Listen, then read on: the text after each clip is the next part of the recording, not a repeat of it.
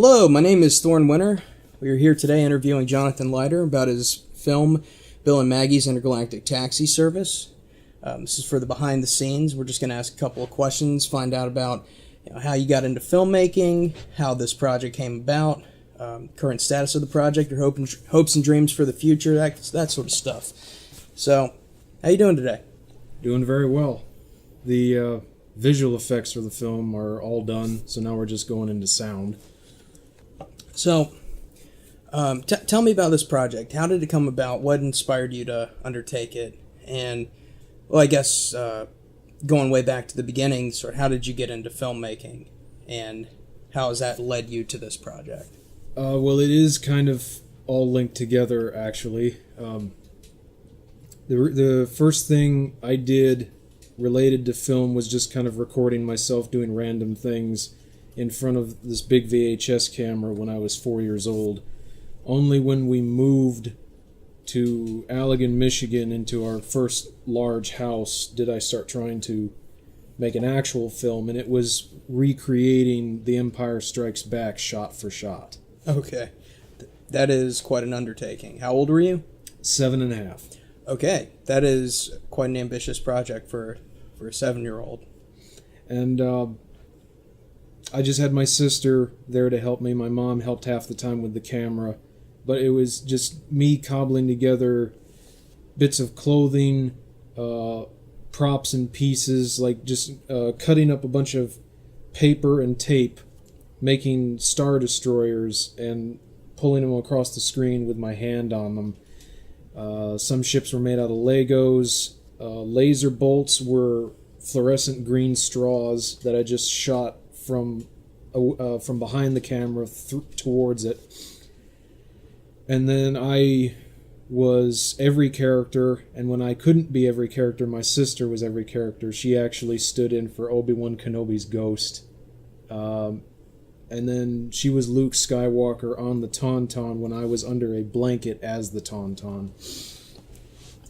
Now, I only got halfway through that film because by the time I got to Yoda, I just kind of gave up. My asteroid sequence was thumbtacking a bunch of brown pieces of paper to the ceiling and just zooming in and out of it. So, who was the Wampa? I was the Wampa. Okay. Just covered in a white sheet. My sister stood on her head on, I think, that couch, if not the other one we used to have.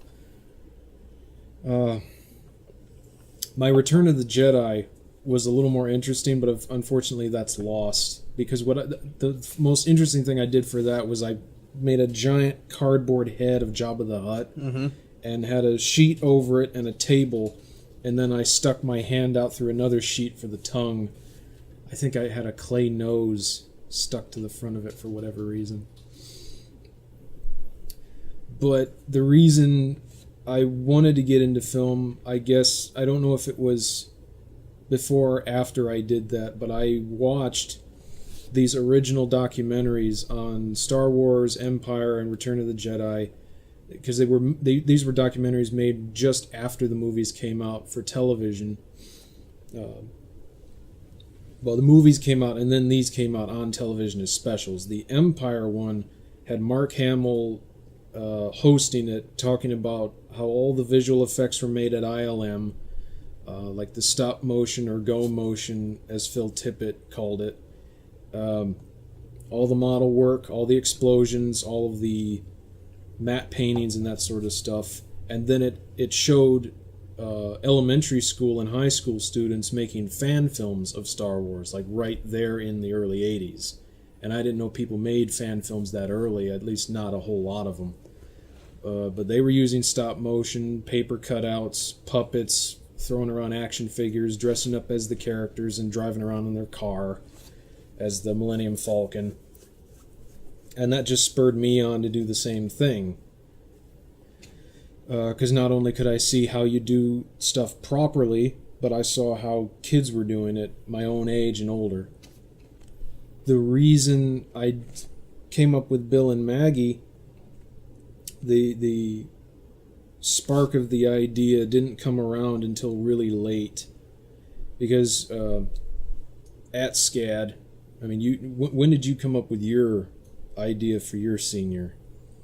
That was summer 2013, but I didn't have a solidified concept for it until 2014. Mm-hmm. So it was about a year prior, and I wrote a draft that had nothing to do with the final product, but had similar aesthetic themes to it.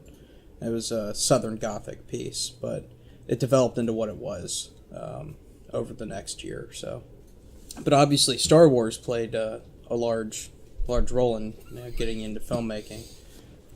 Yeah, it seems to influence everyone, but I'm not sure if it's usually the adventurous story of it, or the characters, or the filmmaking, or the visual effects. No one seems to say specifically what they liked about it that drew them to film. It was always the visual effects for me. Now it's story, because I care a lot more about story. I'm understanding it more, and what makes it good and what makes it bad. And character development is very important to me now, because Bill and Maggie is so-so on characters. They're more like stereotypes or archetypes with very little dialogue that tells you exactly who they are, doesn't give them very much background detail. So I want to fix that in the next fresh thing I do. But when did you have a first draft of your script, like a first draft for Senior 1? The film in its original incarnation was going to be about land grabbing and the gold rush in the wake of the Civil War, and that just didn't wind up panning out at all. That was done in 2013, shortly after I conceived of the project, and then must have been probably the first couple of weeks of Senior 1 that the actual draft came out. For what it was. Well, initially, I every year I tried to come up with something for my senior, and it was really rough, because I thought maybe I'll have one of those interesting once in a lifetime chance moments, romance things with an alien invasion around it. Because I just, every time I try to come up with an idea, I see images that I like, and then I just try to build a story around it. So I saw these two people, a guy and a girl, running through the streets of Savannah as these giant alien ships are coming down, blasting everybody, kind of like War of the Worlds or something. And then I thought maybe I should do a horror film, so I thought, well, let's do something that might be called The Void, and make it really psychologically creepy, where you have all these people in the woods, and the further they go, they just keep kind of falling into this void of nothingness where creepy shit happens, and then they fall back out of it, like there's this portal to purgatory or something in the middle of a random forest. I think that was because I had seen Hellraiser 1 and 2 just before that. But when it was 2014 in summer, I started watching or rewatching all of these Discovery Channel and History Channel documentaries on space. And that just spurred me on, thinking I need to make a film with outer space in it. Like, not just stuff about space, not people dreaming of going to space, but you're in it. With all the bright colors of the nebulae and everything.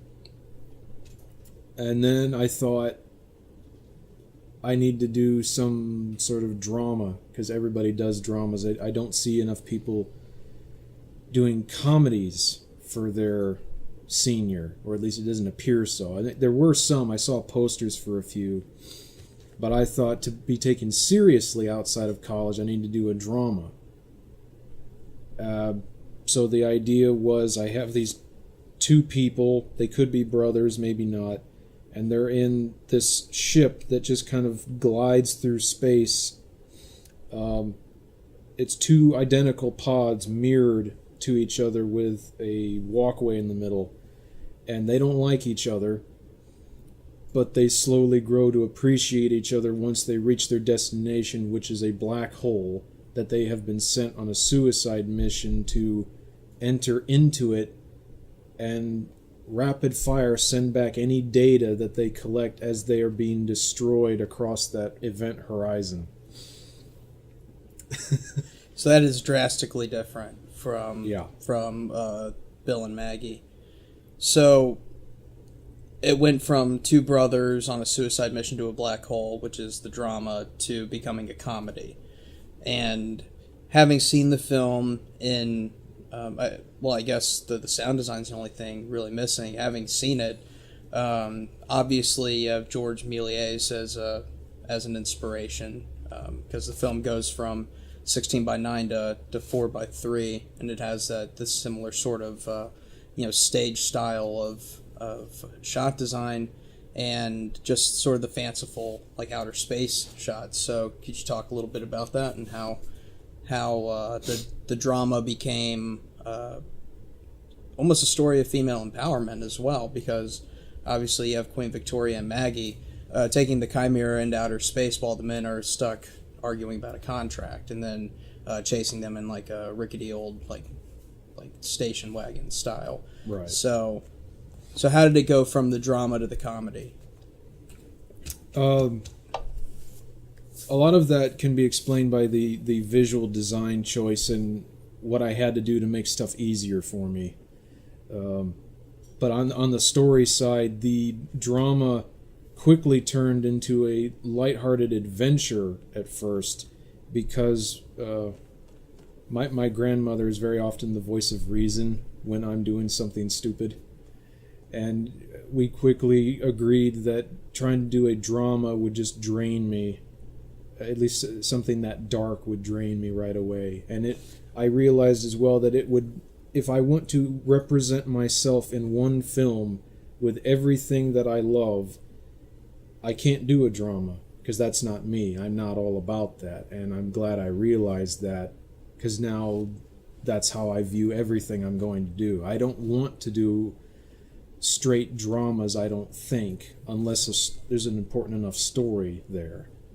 So I quickly shifted it to a traditional Jules Verne film where you have people in the very regal Victorian outfits, the frock coats, the straight black and white color of it, like tuxedos with the ties, the vests, the slacks, and the maybe spat shoes, and then top hats. And it's just very kind of illustrative, very posh or something like that, where they're just these well-dressed gentlemen on a ship with all these brightly colored brass and copper objects and all these gears, and they're doing an expedition in space.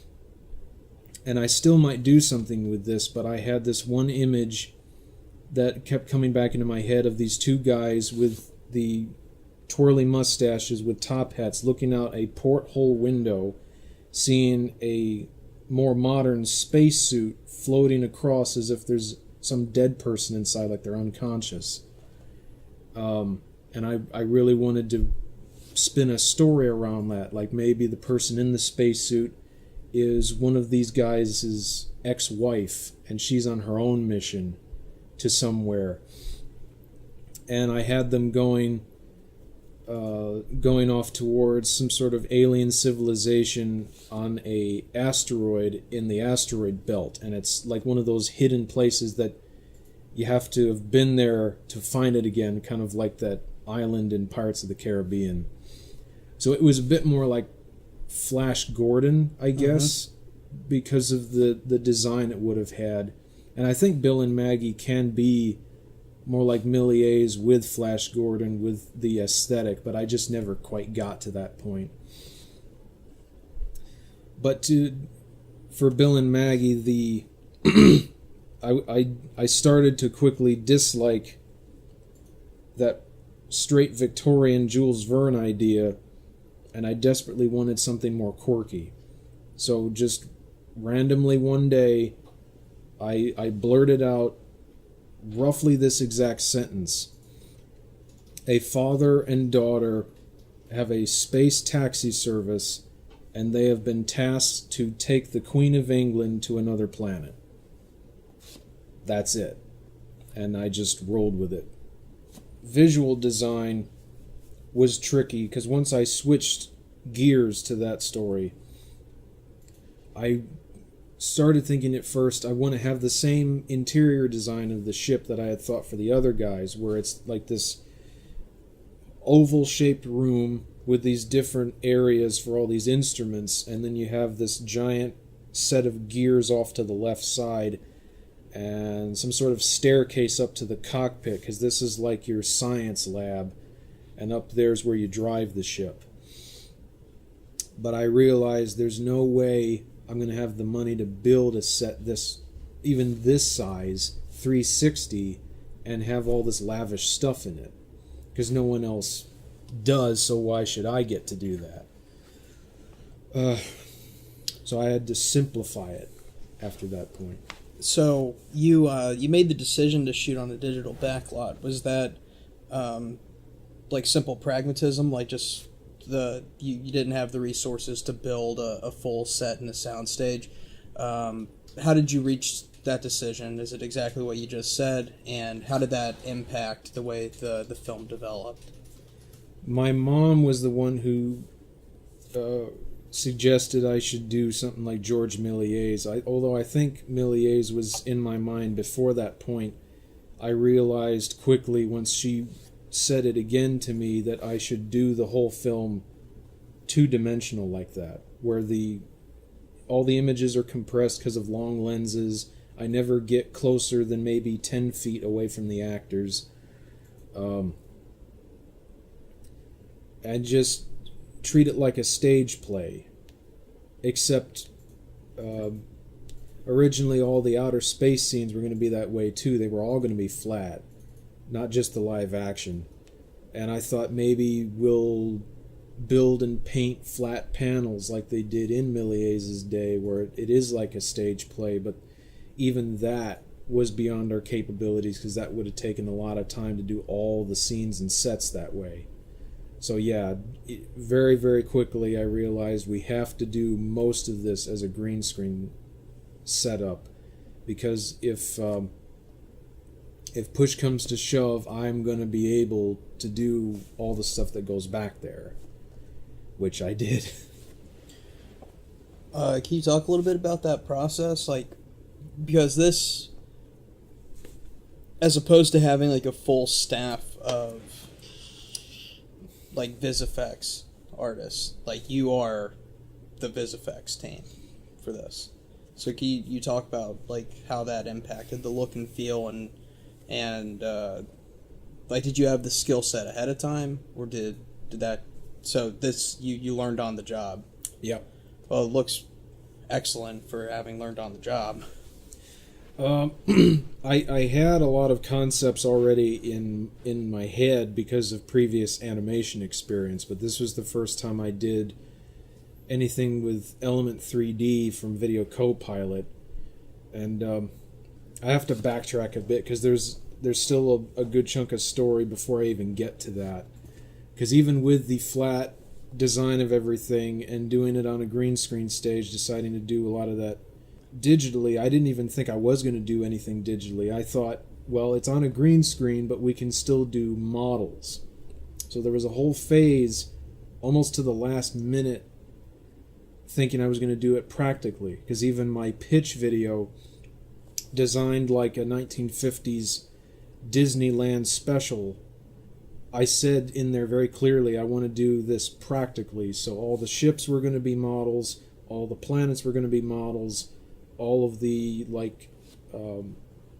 atmospheric effects was going to be clouds in a fish tank, and we even bought a fish tank about yay big to do some tests, and I never got to that point because certain parts of like timing and getting the script done late and just not being prepared enough to go forward with model building was very tricky. And everybody was real exhausted from just filming the film and setting up the one piece of set that we had, and they were all kind of wrapping up before school ended for everybody. So trying to get any models built, like even with designing it digitally and getting it printed, like 3D printed, I thought I was going to be able to do that, and I got in contact with some young woman who could have built me a Chimera early on, but she didn't get back to me when I actually needed something worked on. So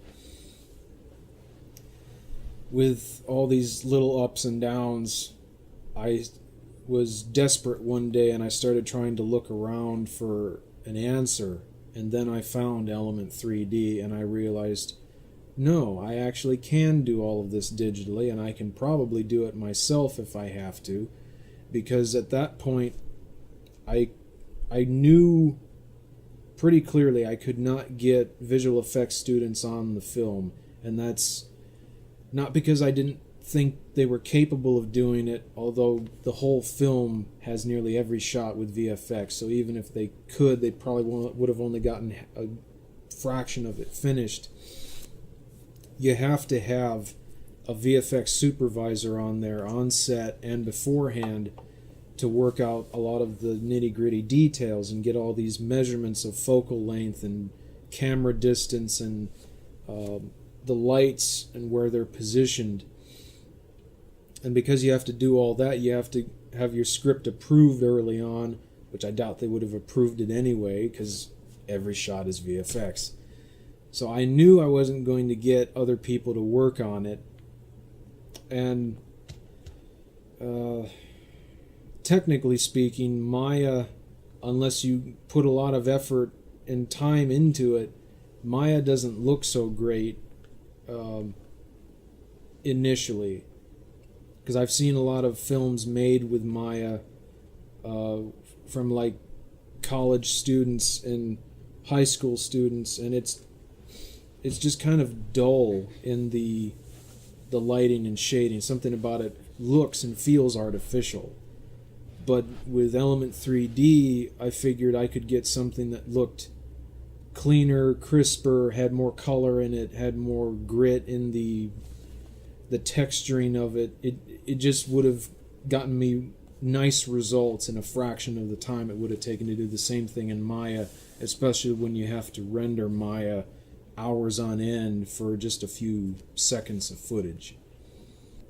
So that's done through Video Copilot. Is that their own proprietary software that they developed, Element 3D? Yeah, it's a plug-in for After Effects. It's more robust than After Effects' own 3D system because you can import all your object files from other 3D programs, whereas AE doesn't do that automatically. They just work with text layers and shape layers, kind of extruding them with volume. So, can you model in Element 3D? No, it's not a modeler. It's just a lighting and shading sort of system that allows the lights to react to a 3D model you import into it. You can animate stuff outside in another program and import an object sequence, which means it brings up a new model for every frame, which is very intensive on the GPU. So I didn't actually end up doing any of that. I just brought the models in, rotated, turned or flipped certain things, but then did just forward, backward, left, and right, and the roll, tilt, and yaw, so that stuff could float around like that. Simple camera moves, very few that got too crazy, just big swoops or pass-bys.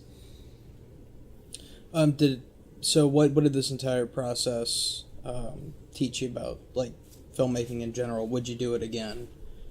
Or do you have any regrets? Any lessons learned? Well, something I do want to point out is the benefit of shooting everything flat initially was to do drawn backgrounds, because a aside from models, I was going to have other artists like paint these matte paintings for me for the space dock, outer space, and then probably the extended interior of the ship. And so I figured to make that a lot easier so that you wouldn't have to paint all these different angles, I thought, let's just keep every shot locked to this 90-degree angle, this 90-degree angle, this one, and this one. So you don't have any 45s, you don't have any high or low shots, and you have no OTS. It's just these. So everything's always horizontal with the live action. But once I started doing the CGI, I realized, well, all of my vehicle shots are all those different angles. They're just every angle you can think of. So I could have shot the live action any way I wanted to, but on the days I shot it, I couldn't have shot it any other way because I only shot for a total of 3 days, with a few shots on a 4th day. So that's 99 shots in 3 days. I got 26 done on one day, 28 on another day, and something like 36 on the last day.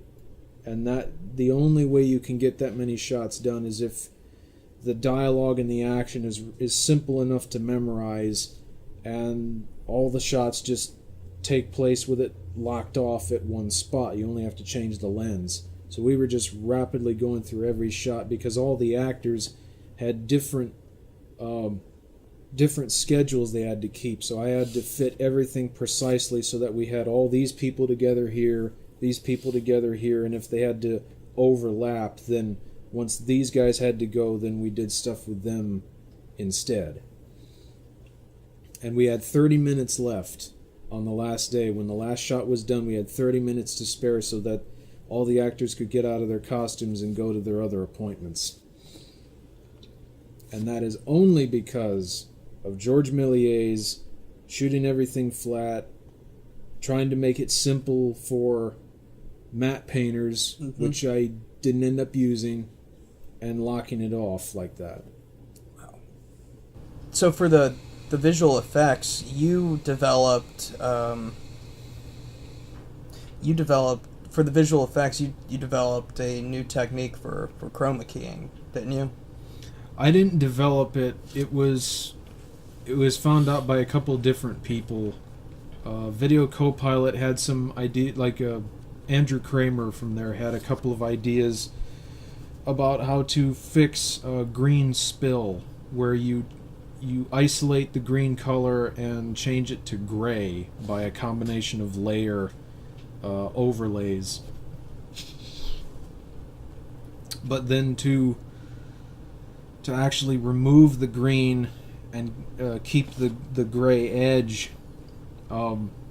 someone else came up with the idea on YouTube to use the Keylight plugin as a black and white mask sort of creator. Instead of using it to remove the green by itself, you use it to create a black and white mask so that you can feather the edge and then use the set matte effect to get a clean removal. Because then if you use Keylight to make a matte, you can use black and white solids to clear up all the other junk that's in the image. Like if you fix it so you pull all your white inwards and all your black inwards to get it as close as possible, you still have all this artifacting and all this junk on the outside that you got to get rid of. And so I started animating black masks for all the black areas and white masks inside the white areas to clean up the other bits and pieces that were left over. And once all that's good, then you use that as your matte to mix with the live action, and now it's all clean. So the longest amount of work I had to do for 3 months straight, all through summer, is animating all those masks. Because just starting it is easy. The masks is what takes a while, because every one of them has to be moved precisely so that there's no bits and pieces left. The trickiest part, I think, was the the hats on the guards and the brim on Bill's hat, because, or in their buttons too, because they all reflected green off of them. So I had to clean up the sharp green reflections in all of those and make sure they didn't exist anymore. So that was ultimately, if you were to have rotoscoped everything, how would that have? Well, I did. Half the time I had to do rotoscoping because you got parts that are too detailed that you can't draw a mask around, because that would be too many vector points to worry about. So rotoscoping was used half the time to get feet, because you had like this splash of black crap around the feet because the shadows of the green screen floor got too dark. Because the green itself, you know, this back here, I'm sure we're cleaning this up pretty well. But on the Studio A stage, you had green going from lime green to mossy green to lima bean green to some sort of sunny green apple, and then down to forest green, because you had all these lamps shining down at different levels of white balance. And then you had these sharp green lights shooting on the green screen, which made it very clean at the top, but it trickled down near the bottom. And so, unfortunately, it's not a clean key. You have to do a lot of work with it, especially if you get a very wide shot. There's a lot of stuff that shifts the color around. So yeah, roto was always going to be a part of the process, depending on what had to be fixed, like how many shapes in the actors there were to worry about. Because if it was small enough, I could draw a mask, but the more of their body I had to worry about, I had to start drawing the mask, the roto tool around them. So let's talk about the casting choices, because you used, I guess, primarily SCAD students. Yeah, I believe they all were, because they all came from the SCAD casting office. Right. Did you find them during the open casting session, or how did you, if you just want to talk about the casting in general?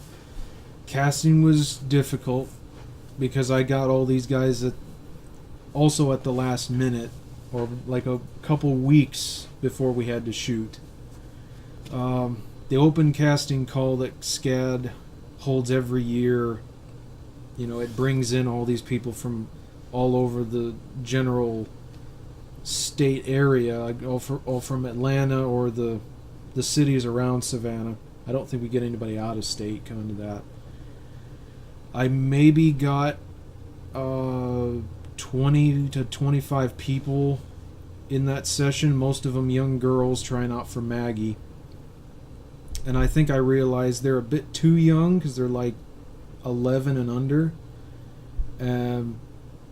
Had one woman come in, tried out for the Queen. I thought she was rather interesting, but she ended up in Cotton Civarelli's film as his stage manager for the Macbeth story he was telling. And actually, the guy playing Bill, the reason we couldn't get him on set one day was because he had to show up in Cotton's film too, so that was a little interesting. The first casting call, I didn't get anybody that I liked enough to call back. I mean, I thought a few of them might work, but I was encouraged by how many people came in, but not by their quality. And because the casting call isn't very well set up, like the website was frankly not well designed, it was hard for anybody to get people back in for that, like to call them back and get their contact info. So I tried holding 2 casting sessions myself, which didn't get but 2 people, although luckily early on when I was doing the senior soiree to try to get animators to come on the project to do 2D animation, I got 13 signatures on the day, which was very promising. But when I had the meeting for them to all come in and see what the project was about, no one showed up. And to this day, I still have no idea why. I guess they all were like overworked and they didn't really want to make it to the hour we set it for, because it was late on, I think, a Friday or Saturday. It just seems weird that all 13 wouldn't want to give it a shot. But we had one guy come in to see it. His name was Michael Bunch. And later on, when I did my second casting session on my own, he brought his brother in to try out for Bill. And, he's a bit of an over-actor. I thought he sort of understood the character, but he just wasn't subtle enough and, wry enough for me, with that smug attitude I wanted out of Bill. So I said I would consider him for something else later on, maybe. And then when I was trying to look around for the guardsman for the Queen, I realized that Michael and his brother Eric would be those two guys, because I ended up finding a video of them on YouTube at a talent show performing covers of songs with each other where, they sing in harmony, they do dance routines, they do their own choreography. They have great chemistry with each other, and they're very good improvisationalists. And Eric is in all of Michael's films. Like, Michael directs his movies, writes the scripts, plays half the characters, and then Eric is always the main protagonist. Or if he isn't, then he's the second protagonist. So I originally wanted the guardsmen to be these big burly guys who were very silent, and then I changed gears because I found these two, they were the best option at the time, and they turned out wonderfully because they have just the right amount of goofiness to add on to the rest of the cast. So it really feels like sort of a Disney production. Same kind of thing happened with Lord Sheldon, because I thought he should be a 50-year-old short, portly man, kind of like a Dr. Watson type that's really disgusted by everything. And then that switched gears when Tyler Linke came in for the final casting session, which was me finally taking advantage of the casting office, going through their system, writing up all these character descriptions, very detailed, and they actually told me this is the best character breakdown we've ever seen, which made me feel pretty good. And that brought in all the best people they thought they had for each role. So everyone was there. I had 3 people for the Queen. I had, I think, 2 to 4 for Maggie. 3 for Lord Sheldon. And 3 for Bill. And so Timothy Gibson showed up. Nora Laidman showed up. Tyler Linke showed up, and he's this really tall guy. I didn't think I wanted everybody as tall as they were, but he was the tallest. He's nearly 6'4", something like that. So completely the opposite design. Instead of a 50-year-old short, portly man, we get this 20-something tall, skinny guy who is more like, when all was said and done, he's more like your Snidely Whiplash sort of character, but not evil, just kind of really smug and ornery, with the same kind of mustache. And the casting, the way I auditioned everybody is I tried to come up with this improv skit where each of them, I think it was Bill and Maggie I had holding onto a steering wheel, steering through asteroids while there's a pile of boxes behind them that's going to fall over if they don't keep it propped up all the time. Mm-hmm. And so I had them just go back and forth making the decision of when to do it to see how comedic they could get with their poses and body language as they're trying to act out this scene. And then with the Queen, I had her watching all these people bringing in silverware, plates, goblets, and other tableware to set up for a banquet. And she wants people to be very careful with all these items and, point it out and get kind of freaked or scared if someone's about to drop something. Try to keep your composure, but let some emotion come out every time you see somebody not being as careful as you'd like them to be. So tell me about the composer and how you settled on the composer for the film. The composer was Ricardo Ochoa, and he's part of the band Velvet Caravan here in Savannah. Originally in my Indiegogo pitch video, I was explaining that I wanted the music to be jazzy because of Japanese anime series that take place in space, like Cowboy Bebop, Space Adventure Cobra, and Irresponsible Captain Tyler, where the music goes through a bunch of different styles of jazz, kind of just an eclectic mix depending on the scene. And it's an odd mixture to put jazz in outer space unless you go for like the new agey kind of vibe where you're just mellowing out, looking at stars and planets with saxophones blaring into your ears.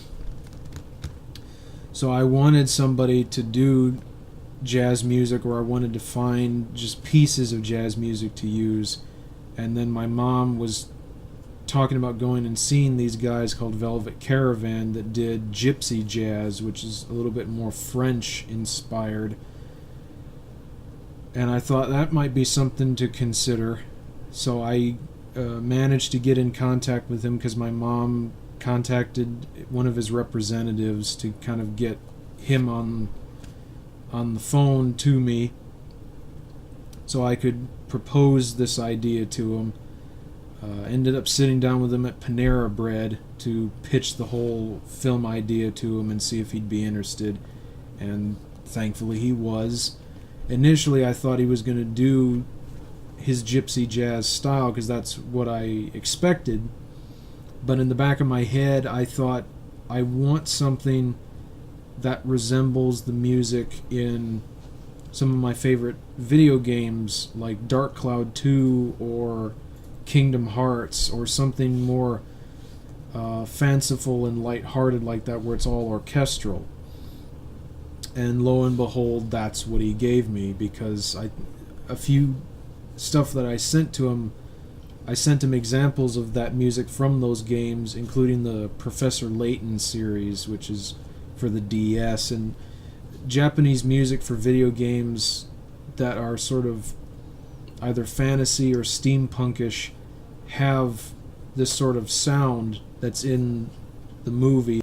So I guess he must have picked up on that and changed gears to do something more traditional, where he started it out on MIDIs and then brought in some other musicians that were his friends to do live performance one by one that he would all mix back down. So I believe there's a flute, there's violins that he does some vocals, there's percussion, there might be a piano in there, and then some trumpets. Yeah, there is a trumpet or two, but I think that's one person layered over to have multiple.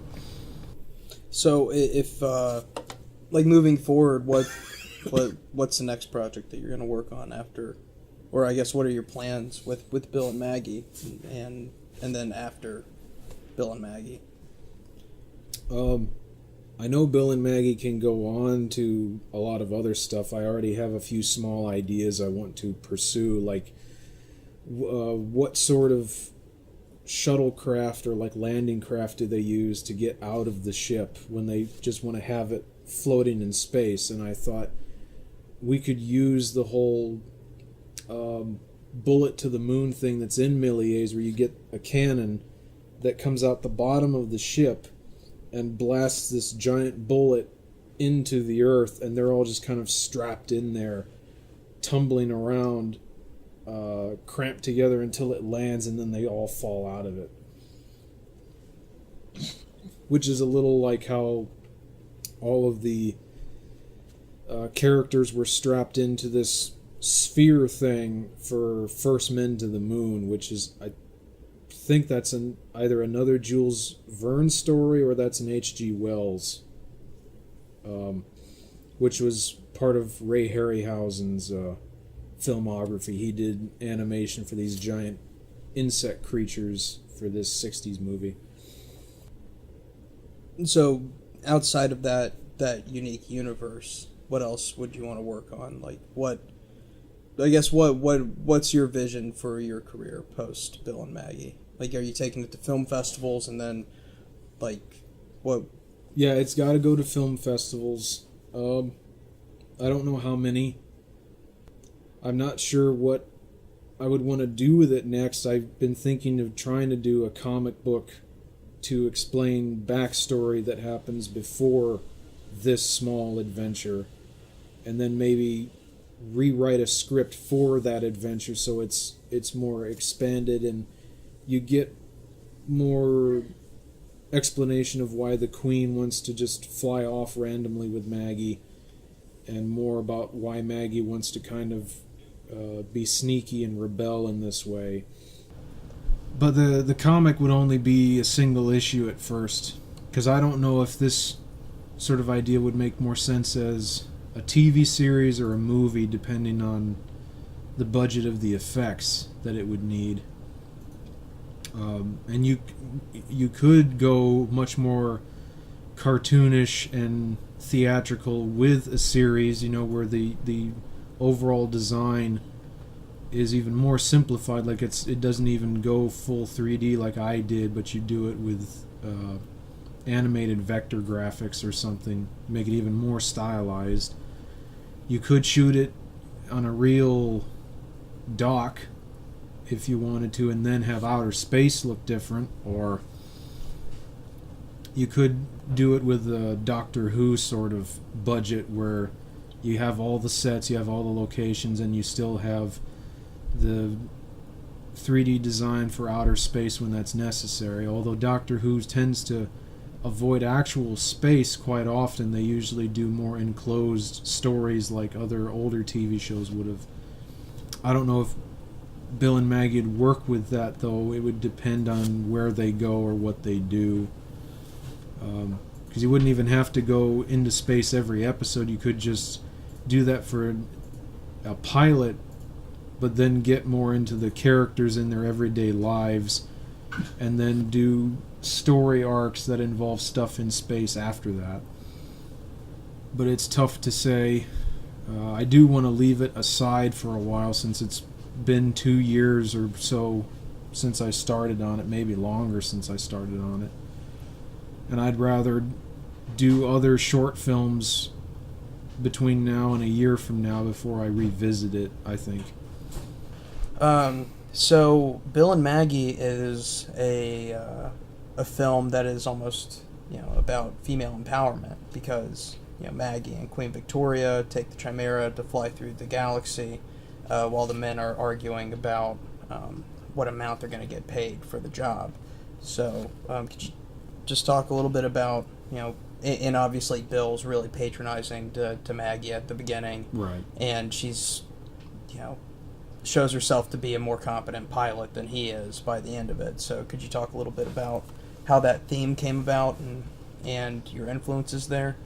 I don't know if my film can necessarily apply as a feminist piece, but it is definitely trying to be something that allows the women to be in control for the duration of the film. Like they are the competent ones, and the guys are made to look buffoonish. And that was me trying to change my own ways of focusing a lot on male characters in my films, because I was always the main character, because I'm all I've got.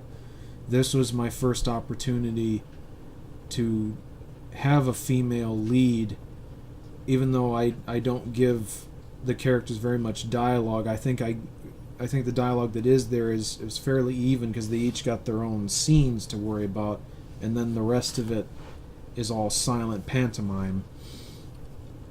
I think my grandmother once again helped out with designing kind of what happens, because the story, even after it became the concept it is, changed a lot. Where you had I had an opening scene of the Queen flying around in her own spaceship, wanting to get out of the mundane sort of routine of all of her different appointments throughout the day and the week and the month.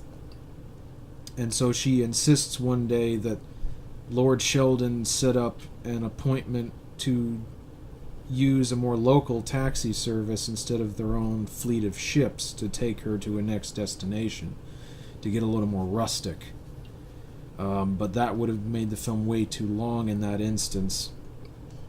I also started the film a little bit more like a silent movie, where I had Maggie inside this room, this like small little shack filled with telephones surrounding her head, and she's sleeping there just waiting for the next call to board the service and buy a ticket. And then she would have run up to her dad, who's like sleeping outside the ship, to say that we've got a customer soon, let's get this thing started up. I don't think I ever had other crew members on the ship, and there aren't any in the film, but I do want to eventually have 3 or 4. You have like a gunner who runs this kind of non-lethal weapon system on the ship. You have someone who is the house cleaner, or like someone that keeps the restaurant and all of the bedrooms on the ship, because it was actually meant to be a lot bigger than it even is now, where there's bedrooms and there is a front deck with restaurant tables and a bar.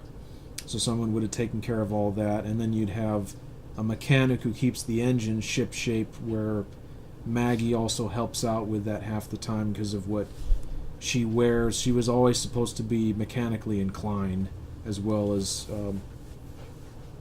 a capable driver.